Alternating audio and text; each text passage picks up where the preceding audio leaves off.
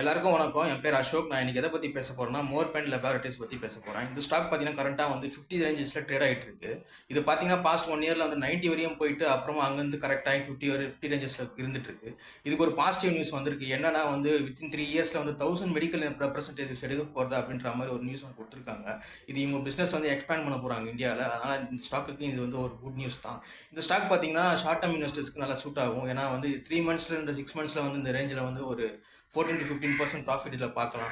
இப்போ வந்து 50 ரேஞ்சஸில் இருக்குது. இப்போ 53ல ஒரு ரெசிஸ்டன்ஸ் இருக்குது. நல்லா டவுன் கொடுத்துருக்கு, கரெக்டாக இருக்குது. இப்போ 53ல ஒரு ரெசிஸ்டன்ஸ் இருக்குது. இது 53ல அது கட் ஆகி மேலே போச்சுன்னா இது ஆல்மோஸ்ட் ஒரு 58 to 60 போகும்.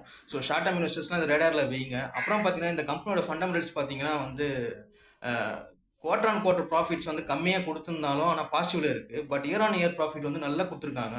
நல்ல பர்சன்டேஜ் தெரியுது. அது இல்லாமல் இந்த கம்பெனி வந்து டெப்ட் ஃப்ரீ கம்பெனியாக இருக்குது. ஸோ இதில் வந்து இன்வெஸ்ட் பண்ணால் ஒரு நல்ல ஒரு லாபம் கிடைக்கும்னு என்னோட அனாலிசிஸ். ஸோ இது ரேடாரில் வைங்க. பிகினர்ஸ், ஷார்ட் டர்ம் இன்வெஸ்டர்ஸ்லாம் இந்த ஸ்டாக் நல்லபடியாக போகும்னு நான் நினைக்கிறேன். உங்கள் அனாலிசிஸ் எது இருந்தாலும் எனக்கு கமெண்ட்ஸில் தெரிவிங்க. பிடிச்சிருந்தா லைக் பண்ணுங்கள், ஷேர் பண்ணுங்கள், கமெண்ட் பண்ணுங்கள். தேங்க்யூ.